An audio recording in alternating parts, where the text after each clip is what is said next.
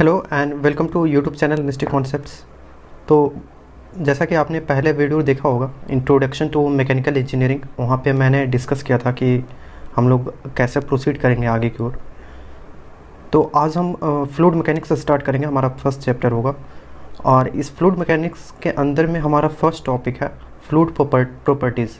ठीक है, तो हम लोग फ्लूइड प्रॉपर्टीज़ स्टार्ट करेंगे और उसमें क्या करेंगे, हम लोग ऑब्जेक्टिव क्वेश्चन करेंगे विथ रिवीजन प्रोसेस। यानी सबसे पहले मैं आपको रिवीजन करवाऊंगा, उसके बाद आप लोग ऑब्जेक्टिव क्वेश्चंस लगाएंगे। ठीक है, तो चलिए स्टार्ट करते हैं। तो सबसे पहले हम लोग रिवीजन करेंगे। तो ये जो आपके स्क्रीन पे दिख रहा है ये मेरा शॉर्ट नोट्स है। तो सबसे पहले मैं आपको सजेस्ट करूँगा कि आप भी क्या करें कि आप जो चैप्टर किए होंगे, खुद से पढ़े होंगे या कहीं से आपने पढ़ा होगा, तो उसका शॉर्ट नोट्स ज़रूर बनाएं। काफ़ी हेल्प करता है वो आपका शॉर्ट नोट्स। अगर आपने नहीं बनाया तो ये मैं व्हाट्सएप जो नीचे डिस्क्रिप्शन लिंक जो दे रखा है वहाँ पे मैं इसको उस व्हाट्सएप ग्रुप में दे दूँगा। ठीक है, तो आप लोग को क्या करना है, बस उसको ज्वाइन कर लीजिए और वहाँ पे मैं सेंड कर लूँगा अगर आपने नहीं बनाया तो।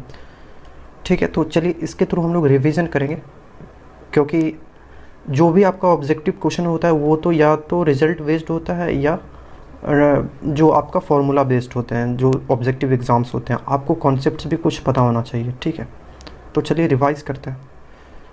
तो हमारा फ्लूइड मैकेनिक्स के अंदर सबसे पहला क्या था, फ्लूइड प्रॉपर्टीज़। ठीक है, तो फर्स्ट टर्म आता है हमारा कंप्रेसिबिलिटी। तो इसको डिनोट किससे करते हैं, बीटा से डिनोट करते हैं। ठीक है, और होता क्या है, volumetric strain upon change in pressure. ठीक है, इसको क्या लिख सकते हैं, minus of D upon V upon D P.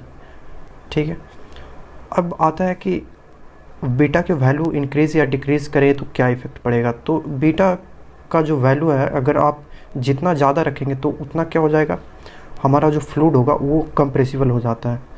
तो बीटा आइसो का जो टर्म है 1/P और बीटा एडियाबेटिक जो होता है 1/गामा पी। ठीक है, और गामा आइसोथर्मल की अगर बात करें तो ये डायरेक्टली डिपेंडेंट होता है। ये बीटा याद रखना कि इन्वर्सली होता है और जो गामा के रिलेशन में आइसोथर्मल प्रोसेस होता है वो डायरेक्टली प्रोपोर्शनल होता है प्रेशर के। ठीक है, तो गामा एडियाबेटिक क्या लिख सकते हैं, गामा एडियाबेटिक लिख सकते हैं, ये आपका हो जाएगा गामा इंटू पी। ठीक है, अब बल्क मॉडुलस की बात करते हैं। बल्क मॉडुलस को हम लोग डिनोट किससे करते हैं, के से। तो के क्या होता है, रेसिप्रोकल होता है हमारा कंप्रेसिबिलिटी का, यानी के इक्वल टू 1/बीटा। तो जस्ट हमने यहाँ पे क्या पढ़ा था, volumetric strain upon change in pressure. ठीक है, तो अब क्या हो जाएगा, ठीक है, तो हमने रिवर्स इसका पढ़ा था। उसमें क्या था, compressibility volumetric strain upon change in pressure. अब ये बल्क मॉडुलस क्या हो जाएगा, change in pressure upon volumetric strain. तो सिंपली इसको क्या करना है, ये वाला जो टर्म था ये वाला, इसको उसी तरह से लिख दिया माइनस ऑफ भी D P upon D V. ठीक है, और इसको क्या लिख सकते हैं, रो के टर्म में, यानी डेंसिटी के टर्म में रो डी पी अपॉन डी रो। तो ये जो है ये बहुत ही इंपॉर्टेंट है, तो डायरेक्टली इसको याद कर लेना, K equal to rho D P upon D rho. इसको बहुत जगह देखोगे, गेट वेट में बहुत जगह अप्लाई हुआ है ये तो बहुत बार ये डायरेक्ट क्वेश्चंस आया। ठीक है, तो अब आगे बढ़ते हैं कि अगर आइसोथर्मल और एडियाबेटिक में कंपैरिजन करें तो बीटा आइसो जो क्या हो जाएगा, बीटा एडियाबेटिक से बड़ा होता है। और अगर बल्क मॉडुलस की बात करें तो एडियाबेटिक हमारा क्या हो जाएगा, बड़ा हो जाएगा, क्योंकि ये जस्ट रिवर्स था। ठीक है, तो इसको याद रखना है। अगर हम लोग परफेक्टली इनकम्प्रेसिबल फ्लूइड की बात करते हैं तो के क्या हो जाता है, के इन्फिनिटी हो जाता है और बीटा 0 हो जाता है। तो सब जगह क्या देख रहे हो, इन्वर्स रिलेशन चल रहा है। तो तुम ये बना लेना कि beta inversely proportional to bulk modulus, तो सारी चीज़ क्या हो जाएंगे, रिलेट हो जाएंगे। ठीक, अब आते हैं अगले पॉइंट पे, हायर द वैल्यू ऑफ के मोर इनकम्प्रेसिबल फ्लूइड विल बी। ठीक है, तो यहाँ देखो बीटा की वैल्यू भी वही कह रहा था कि मोर कंप्रेसिबल हो जाएगा। अगर ये बीटा बढ़ाने से मोर कंप्रेसिबल हो रहा है तो के को अगर बढ़ा रहे हैं तो क्या हो जाएगा, ये इनकम्प्रेसिबल हो जाएगा। ठीक है, सेम ही कॉन्सेप्ट चल रहा है। अब अगला है कि no slip condition is because of viscosity, ideal fluid will not satisfy no slip condition. ठीक ठीक है। अगर नो स्लिप कंडीशन को सेटिस्फाई करना है तो उसमें क्या होना चाहिए। अब देखो आइडियल फ्लूइड अगर हम बात करते हैं तो आइडियल फ्लूइड क्या होता है, इनविस्कस होता है। तो अगर इसको नो स्लिप कंडीशन सेटिस्फाई करना है तो विस्कोसिटी होना ज़रूरी है, ठीक है। तो वही बोल रहा है कि अगर आइडियल फ्लूइड है तो ये तो सेटिस्फाई नहीं करेगा नो स्लिप कंडीशन को, ठीक है। अब आगे आते हैं न्यूटन्स लॉ ऑफ विस्कोसिटी पे। तो न्यूटन्स लॉ ऑफ विस्कोसिटी क्या बोलता है कि shear stress is directly proportional to rate of shear strain, ठीक है। किसके डायरेक्टली प्रोपोर्शनल है, रेट के, यहाँ ध्यान रखना रेट, ठीक है। अब क्या बोल सकते हैं, tau is directly proportional to d theta upon d t. ये वाला जो अभी हमने एक्सप्रेशन बोला तो इसी से निकल के आता है हमारा tau equal to mu d o upon d y, ठीक है। और ये वैलिड किसके लिए है, ओनली फॉर 1D फ्लो, ये ध्यान रखना, ये वैलिड है 1D के लिए, ठीक है। और म्यू का जो हम लोग क्या लिख सकते हैं, इसका पास्कल सेकेंड, इसको पास्कल सेकेंड में लिखते हैं। और 1 पॉइस ध्यान रखना, 1 पॉइस जो होता है हमारा 0.1 kg/m/s, ठीक है। 1 स्ट्रोक की अगर बात करें तो 10⁻⁻⁴ m²/s।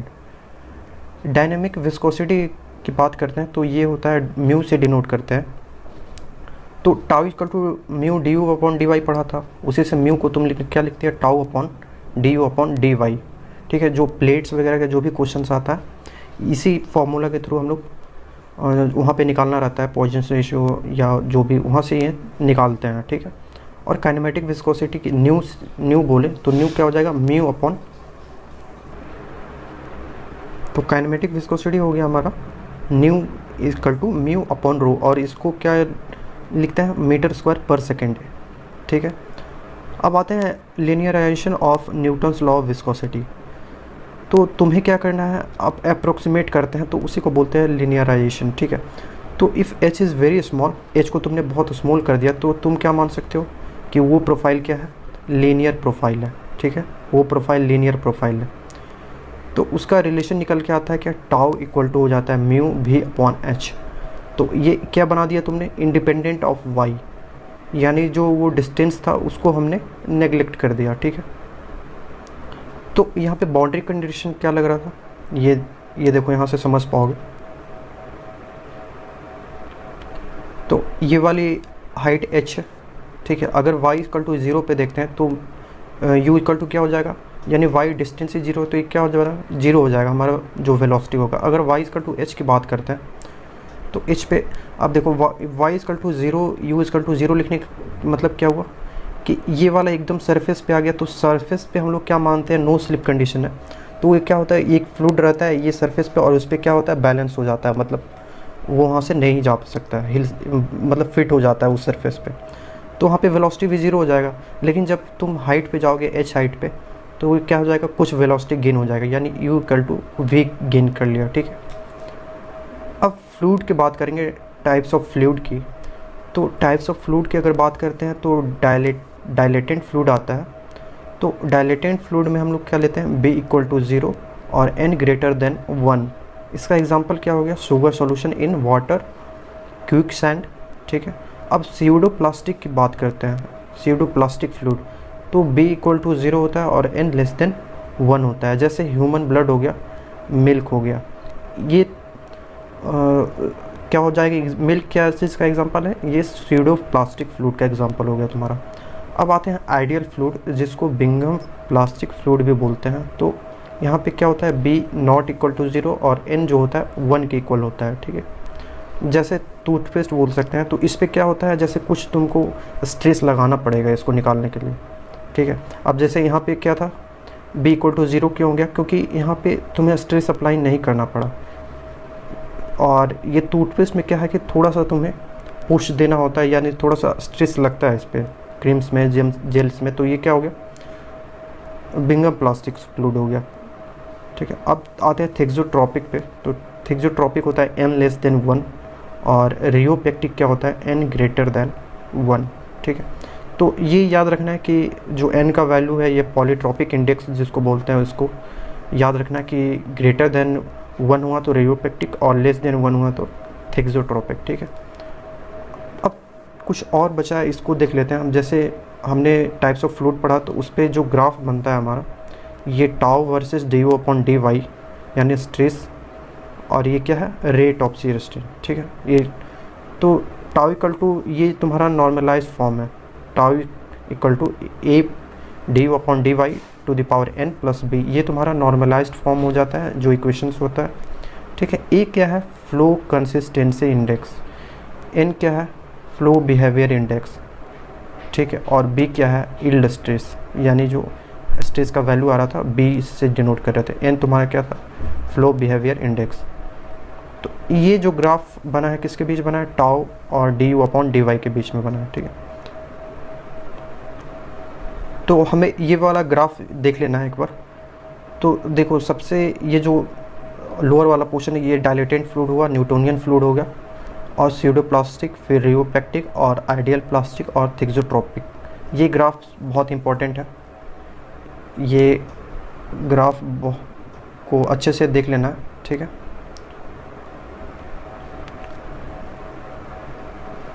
तो अब आगे आते हैं। जैसे अब क्या बोल रहा है कि फॉर वन लिक्विड सरफेस, अगर तुम एक लिक्विड सरफेस की अगर बात करते हो तो प्रेशर और उसके बीच का जो रिलेशन है, सिग्मा के बीच का रिलेशन, तो डेल्टा पी क्या हो जाता है, अगर वन लिक्विड इंटरफेस है तो डेल्टा पी इक्वल टू क्या हो जाएगा, sigma into 1/r1 plus 1/r2, ठीक है।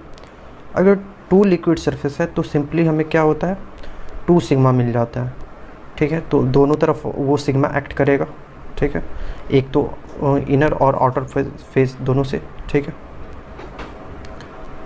अब यहाँ पे बात करते हैं स्पेशल केसेस की। तो स्पेशल केस में आता है जैसे स्फेरिकल लिक्विड ड्रॉप की अगर बात कर दो, तो ये वाले रिलेशन तुम्हें याद रखना है। तो स्फेरिकल है तो क्या हो जाएगा, R1 equal to R2 equal to R ले लेते हैं, तो डेल्टा पी हो जाता है हमारा 2 सिग्मा अपॉन R। और सिलेंड्रिकल है तो वो तो इनफाइनाइट हाइट तक उसका लेंथ वेरी करता है, तो R1 इन्फिनिटी हो जाता है और R2 क्या हो जाता है, R के इक्वल। तो डेल्टा पी क्या हो गया, सिग्मा अपॉन R, ठीक है, क्योंकि एक तो इनफाइनाइट हो गया था, वो 0 बना देगा। अब आते हैं स्फेरिकल बबल पे। तो स्फेरिकल बबल में क्या होता है, 2 सरफेस होता है, तो R1 इक्वल टू R हो गया, तो डेल्टा पी क्या हो जाएगा, 4 सिग्मा अपॉन R, क्योंकि 2 सरफेस है, दोनों पे एक्ट करेगा तो वो 4 सिग्मा बना देगा। अब वेटिंग फ्लूइड की अगर बात करते हैं, तो वेटिंग फ्लूइड क्या हो जाएगा, जहाँ पे एजेसिव फोर्स जो है बड़ा हो जाएगा कोहेसिव फोर्स से। एजेसिव और कोहेसिव समझ पा रहे हो। एजेसिव क्या होता है कि जैसे जो डिसिमिलर एटम्स इन्वॉल्व होते हैं, और कोहेसिव में सिमिलर एटम्स इन्वॉल्व होते हैं। तो यहाँ theta less than equal to 90, theta less than 90 degree है, तो कॉन्टैक्ट एरिया क्या होगा, maximise meniscus is concave upward, ठीक है। थीटा लेस है तो कॉन्केव अपवर्ड बनेगा, जैसे कि एग्जांपल हो गया वाटर ऑन ग्लास, ठीक है। अब आते हैं सरफेस टेंशन पे। तो सरफेस टेंशन क्या होता है हमारा, इसको सिग्मा से जो डिनोट कर रहे थे, सरफेस टेंशन इसको सिग्मा से डिनोट करते हैं। तो ये वाला पॉइंट क्या है, जो कम्प्लीटली, ये जो बी पॉइंट देख रहे हो, ये कम्प्लीटली क्या है, ये चारों तरफ से लिक्विड से घिरा हुआ है। तो यहाँ पे क्या हो जाएगा, नेट जो कोहेसिव फोर्स होगा वो 0 होगा। लेकिन जब ए वाले बाउंड्री पे आओगे, ये वाला पॉइंट पे, तो ए पे क्या हो जाएगा, नेट कोहेसिव फोर्स 0 नहीं होगा, क्योंकि एक तो इसका ये एक्स वाले कंपोनेंट ही बैलेंस कर रहे होंगे और वाई वाला कंपोनेंट इसको बैलेंस नहीं कर पा रहा है, ठीक है। तो ये हो जाएगा नॉन जीरो हो जाएगा तुम्हारा। तो इस सिग्मा को हम लोग क्या लिख सकते हैं, फोर्स पर यूनिट लेंथ। तो इसका जो यूनिट हो गया फोर्स का यूटन और लेंथ का मीटर हो गया, ठीक है। तो तुम इसका क्या निकाल सकते हो, न्यूटन पर मीटर। अब डायमेंशनल यूनिट निकाल सकते हो, तो फोर्स का हो जाता है MLT-2 अपॉन नीचे L हो जाएगा, तो LL 0 हो जाएगा। तो वहाँ से तुम देख सकते हो इसका डायमेंशन, ठीक है। अब देखो सरफेस टेंशन के कारण ही क्या होता है ना, कि जैसे पूरे जो यूनिवर्स है, सब लोग क्या चाहता है कि वो मतलब मिनिमाइज़ होकर रहे, सब लोग अपना एरिया मिनिमाइज़ करना चाहता है। तो उसी तरह से क्या हो जाए, ये सरफेस टेंशन की वजह से, ठीक है। तो liquid tries to minimise its surface area, this is why liquid drop are in spherical shape. तो स्फेरिकल शेप जो होने का कारण है वो जो लिक्विड का, वो किसकी वजह से होता है, ये तुम्हारा सरफेस टेंशन की वजह से होता है, ठीक है। और यही क्या होता है कि सरफेस टेंशन जब एक्ट होता है तो वो liquid surface behaves like stretch elastic membranes, ठीक है, स्ट्रेच इलास्टिक मेम्ब्रेन्स, और ये बिहेव करने लगता है। तो इससे क्या होता है कि जैसे दिखते होगे जो वाटर पे इंसेक्ट बैठे रहते हैं वो डूबते नहीं हैं, क्योंकि कुछ स्ट्रेस की वैल्यू आ रही है यहाँ पे, कुछ स्ट्रेस का वैल्यू आ रहा है, तो वही उनका यूज़ करके ये क्या कर सकते हैं, वहाँ पे वो बैठे रहते हैं सरफेस पे, वो डूबते नहीं हैं, ठीक है। अब आता है सरफेस टेंशन। तो सरफेस टेंशन को और क्या लिख सकते हैं, तो energy, surface energy upon area. तो एक और यूनिट निकल के आता है जूल पर मीटर स्क्वायर, और एक यहाँ से यूनिट पढ़ा था तुमने न्यूटन पर मीटर, ठीक है। अब 20 डिग्री सेंटीग्रेड पे सरफेस टेंशन का वैल्यू क्या हो जाएगा, 0.073 newton per metre and 0.440 newton metre for mercury surrounded by atmospheric air, ठीक है। अब कैपिलरिटी की बात करते हैं। तो कैपिलरिटी में ये वाला फार्मूला तो याद ही होगा, H equal to 2 sigma cos theta by rho g d लिखते हैं, यहाँ पे R हम लोगों ने लिखा है, आप अगर D लिखते होंगे तो D लिख सकते हैं, ठीक है। अब अगर 2 पैरेलल प्लेट्स हैं तो 2 पैरेलल प्लेट्स में क्या हो जाएगा, 2 sigma cos theta by row W G, ठीक है। W क्या है, डिस्टेंस बिटवीन 2 प्लेट्स, ठीक है, जो डिस्टेंस था वो उसको हम लोग W से डिनोट कर दिया, ठीक है। अब नॉन वेटिंग फ्लूइड की बात करते हैं। तो नॉन वेटिंग फ्लूइड में, वेटिंग में बात किया था हमने, तो वेटिंग फ्लूइड में क्या हो रहा था कि एडहेसिव बड़ा हो जा रहा था कोहेसिव से, लेकिन नॉन वेटिंग फ्लूइड में क्या हो जाएगा, कोहेसिव जो फोर्स है वो बड़ा हो जाएगा एडहेसिव से, ठीक है। और वहाँ थीटा लेस देन 90 डिग्री था, तो यहाँ पे थीटा ग्रेटर देन 90 डिग्री हो जाएगा। और कॉन्टैक्ट एरिया क्या हो जाएगा, minimise. Meniscus is concave downward, वहाँ कॉन्केव अपवर्ड था, और इसका एग्जांपल हो जाएगा मरकरी ऑन ग्लास, और उसमें जस्ट क्या था, वाटर ऑन ग्लास, ये वेटिंग फ्लूइड में, ठीक है। तो इतना ध्यान रखना है। तो अब आपको क्या करना है, 2 काम करना है।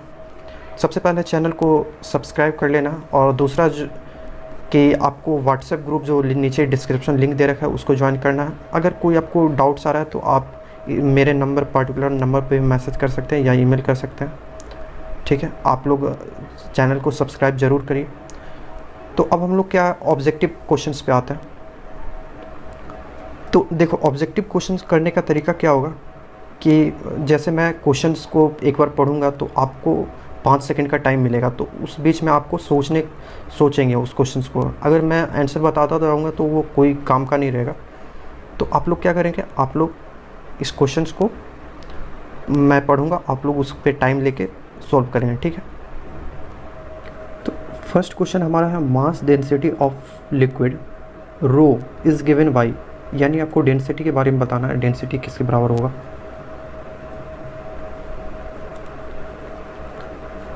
तो हमारा आंसर कौन सा हो जाएगा, rho equal to mass per unit volume, ठीक है।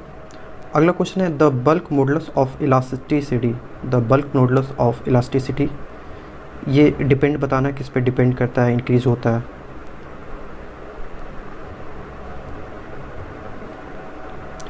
तो इसका आंसर हो जाएगा इंक्रीज विथ द प्रेशर। जो बल्क मॉडुलस होता है हमारा, के से डिनोट किए थे इसको, वो इंक्रीज़ करता है प्रेशर से, क्योंकि डायरेक्ट रिलेशन था, ठीक है। थर्ड क्वेश्चन है द राइज और fall of head h in a capillary tube of diameter d and liquid surface tension sigma and specific weight डब्ल्यू इक्वल टू, इसका रिलेशन बताना है आपको एच, सिग्मा और डब्ल्यू में, ठीक है। तो एच की बात कर रहा है, एच इक्वल टू क्या हो जाएगा, तो हम लोग क्या लिख सकते हैं, 4 sigma cos theta by rho g D, ठीक है। तो थीटा का वैल्यू क्या लिख दिया, वहाँ 0 ले लिए, और यहाँ पे क्या हो जाएगा 4 सिग्मा, और ये डब्ल्यू तो पता ही है, इसको क्या लिख सकते हैं, रो इंटू जी लिख सकते हैं, ठीक है। तो रो जी डी हो गया, ऑप्शन नंबर ए हो गया, ठीक है। 4th नंबर पे आता है as per law of fluid friction of for a steady streamline flow the frictional resistance,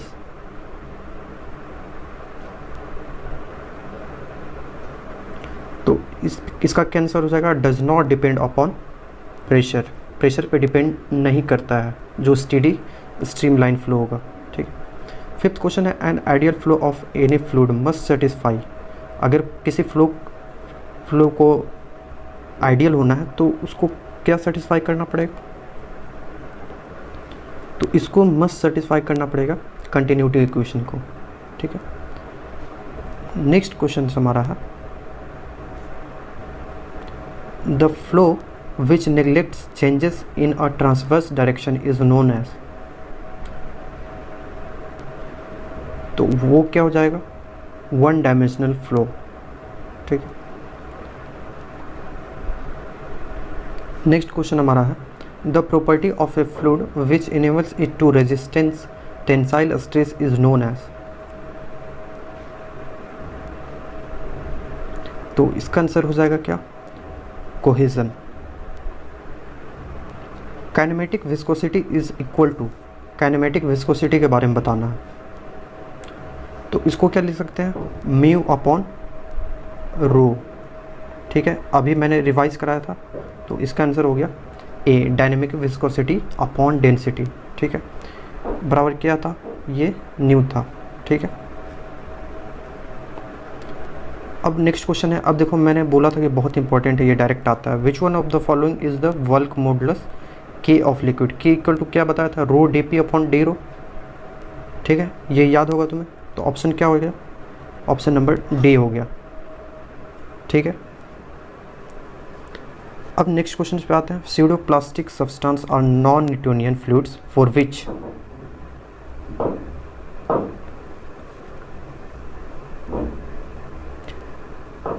तो इसमें बताना था कि जैसे इंक्रीज करता है डिक्रीज करता है, तो इसका आंसर हो जाएगा d, dynamic viscosity decreases as the rate of shear increases.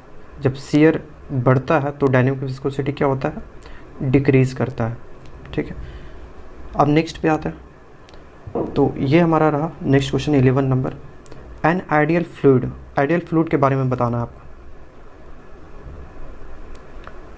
तो आइडियल फ्लूइड तभी होगा जब इनकम्प्रेसिबल और नॉन विस्कस होता है। ठीक है, अब आते हैं अगले question. Pascal second is the unit of, ये भी मैं रिवाइज कर रहा था शॉर्ट नोट्स में मेरे सारे क्वेश्चन, और आप देख पा रहे होगे कि ये क्वेश्चन सभी पूछे हुए क्वेश्चन हैं।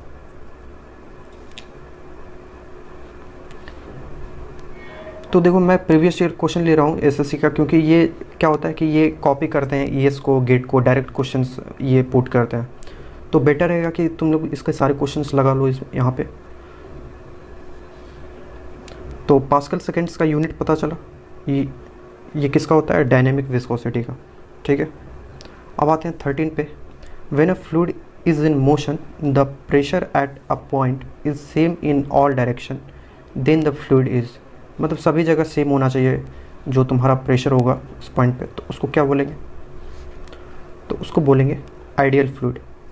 ठीक है, 14 नंबर पे है mercury does not wet the glass surface, this property of mercury is due to, wet नहीं करता, ये प्रॉपर्टी किसके कारण होती है, तो ये प्रॉपर्टी होता है कोहेजन के कारण। ठीक है, क्योंकि वो दोनों क्या हो जाएंगे, सेम मॉलिक्यूल हो जाएंगे ना, तो वो दोनों क्या हो जाएंगे, चिपकेंगे नहीं। अगर दोनों अलग अलग रहते हैं, अगर एजेशन होता तो वो चिपक जाते हैं, लेकिन ये वेट नहीं कर रहा है, इसका मतलब दोनों कोहेजन का प्रॉपर्टी ला रहा है। ठीक, तो अब देखो ये दिया हुआ है अगले क्वेश्चन में, u equal to y into y minus y square, तो इसको तुम सोल्व कर दोगे वो जो इक्वेशन बताया मैंने। ठीक है, सारे चीज़ का वैल्यू दिया हुआ है, तो dynamic viscosity of fluid is 8 point दिया हुआ है, तो what is the shear stress पूछा जा रहा है। ठीक है, तो इसका एक्सप्रेशन निकाल दिया, आप लोग वहाँ से वैल्यू पुट करेंगे।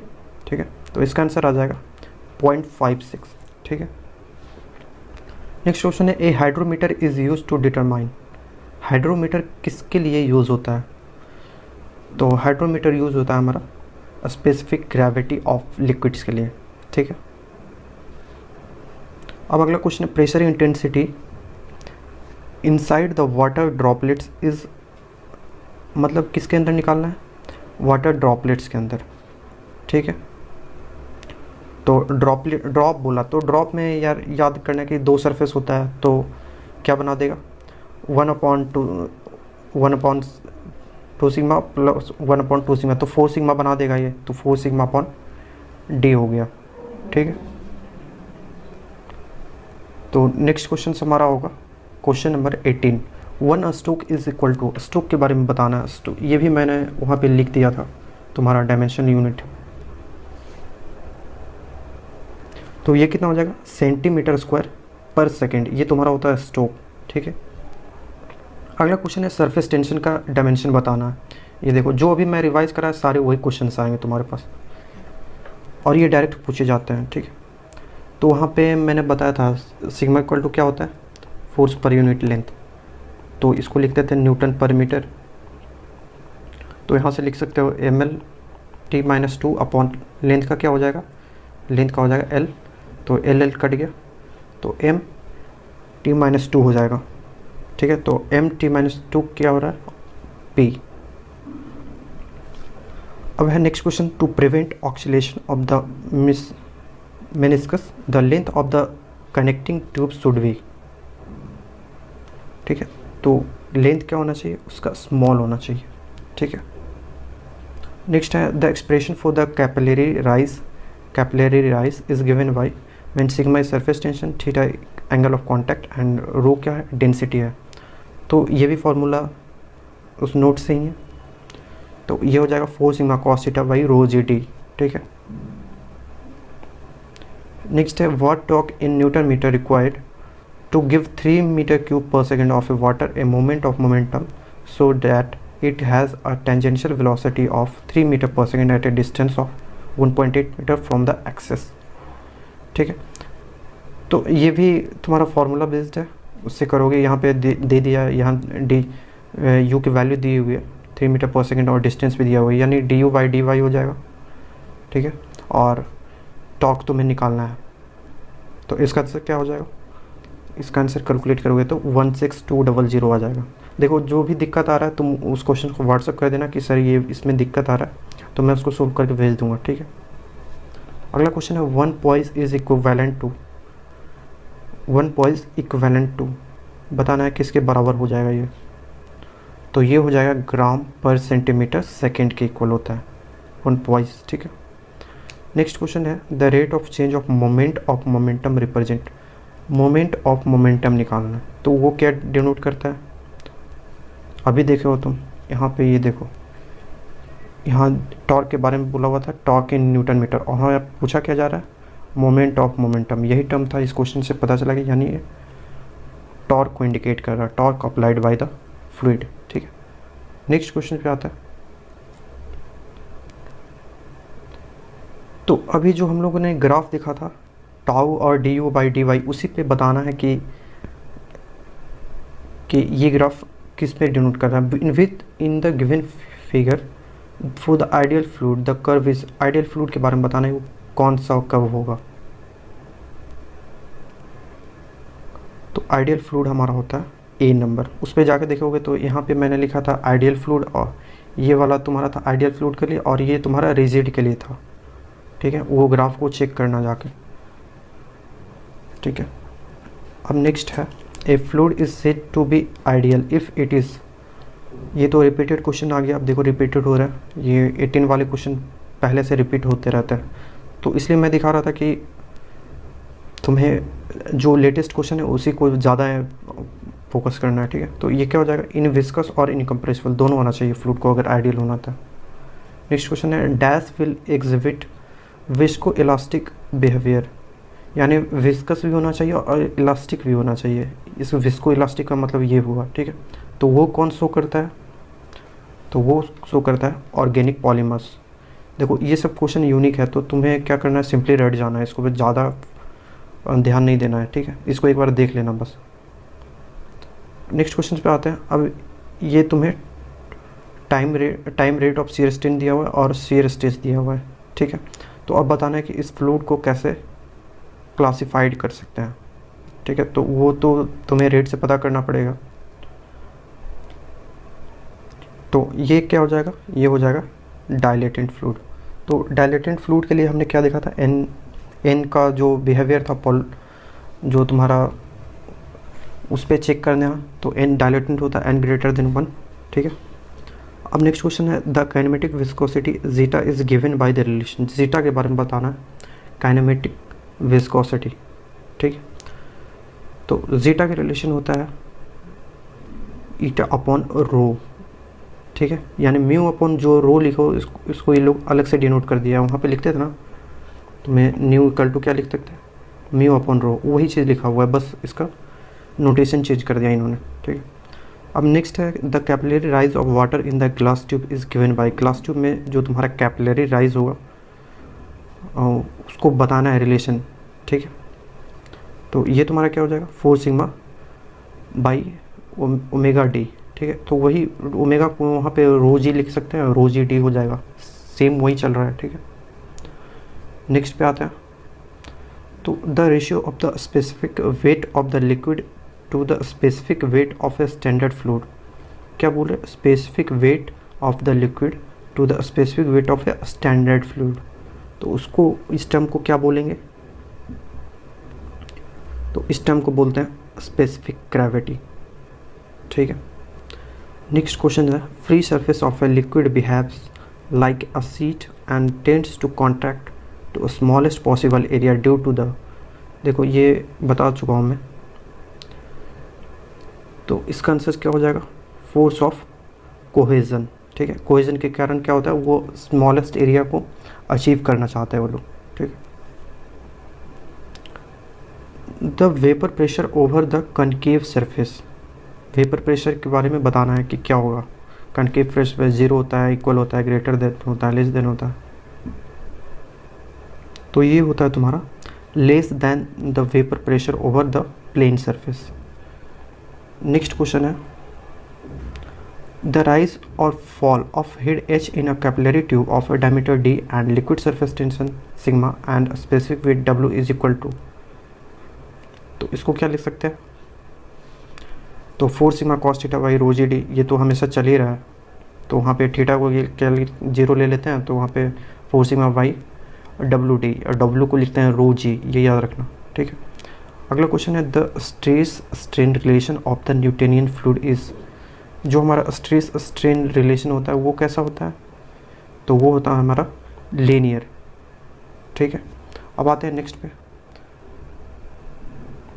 तो हमारे पास ये क्वेश्चंस बच गया। तो इस क्वेश्चंस का आप क्या करेंगे, ये आपका होमवर्क है, यानी आपको क्या करना है, इन जो 5 क्वेश्चन है इसको कमेंट बॉक्स में आपको आंसर बताना है, ठीक है। इसका आंसर हमें कमेंट बॉक्स में बताइएगा, ठीक है, इन 5 क्वेश्चंस का। और उसके बाद मैं आपको आंसर उस पर दे दूंगा, ठीक है। आपको कमेंट बॉक्स में ही आंसर मिल जाएगा, या तो आप ग्रुप में पूछ सकते हैं, ठीक है, इसका आंसर भेज दिया जाएगा। तो हमारे चैनल के साथ बने रहिए और नेक्स्ट टॉपिक हम लेके आएंगे, ठीक है। तो इसी तरह से हमारे चैनल से जुड़े रहिए और आगे भी पढ़ते रहिए। Thank you.